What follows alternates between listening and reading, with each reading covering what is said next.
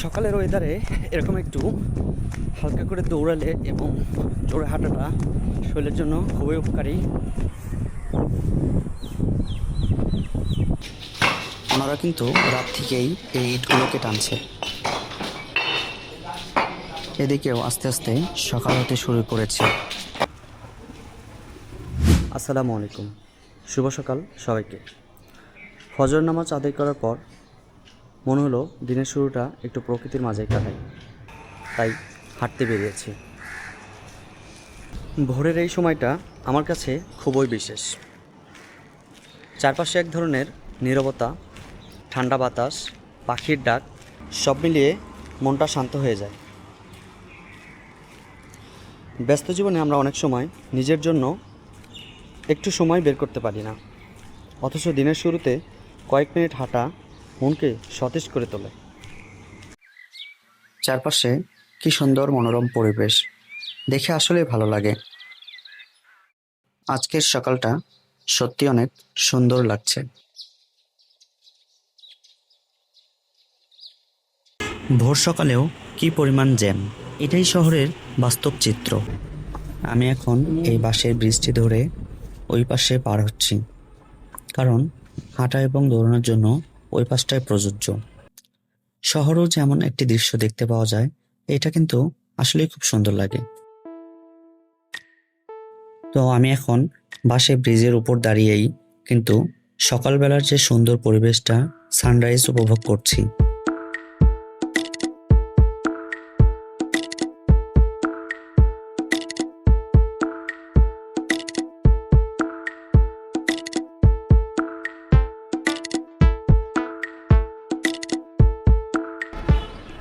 দেখুন, প্রকৃতি প্রতিদিন সুন্দর করেই আমাদের সামনে আসে। সূর্য প্রতিদিন ওঠে, পাখিরা প্রতিদিন গান গায়, কিন্তু আমরা এই সুন্দর মুহূর্তগুলোকে উপভোগ করার সময় নেই না। তাই আজ ভাবলাম এই সুন্দর মুহূর্তগুলোকে আপনাদের সাথেও ভাগ করে নেই।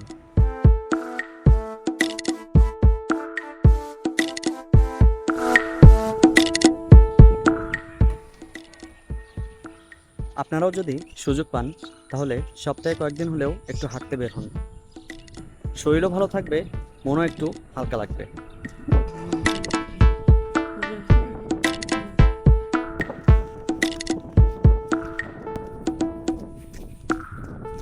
সকালের ওয়েদারে এরকম একটু হালকা করে দৌড়ালে এবং জোরে হাঁটাটা শরীরের জন্য খুবই উপকারী। তো আসলে এরকম সবসময় সময় হয়ে ওঠে না, তো আসলেই দৌড়ানোর খুব ইচ্ছা হয়।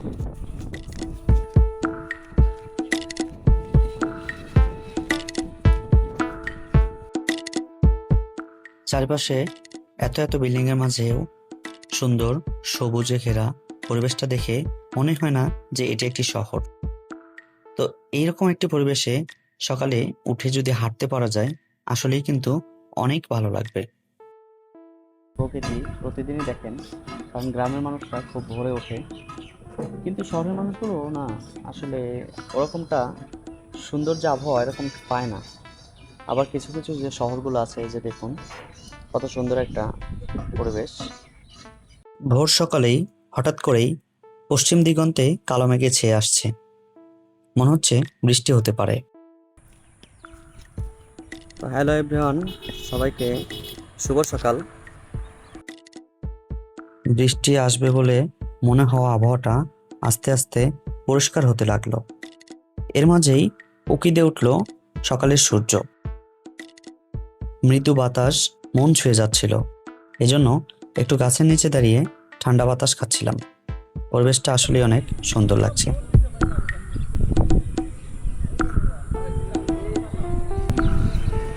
একটু হাঁটতে পারলে আসলেই যে এত ভালো লাগবে আমি কখনো বুঝতেই পারিনি, তাই আজকে বেরিয়েছি, এটা আমার সার্থক হয়েছে।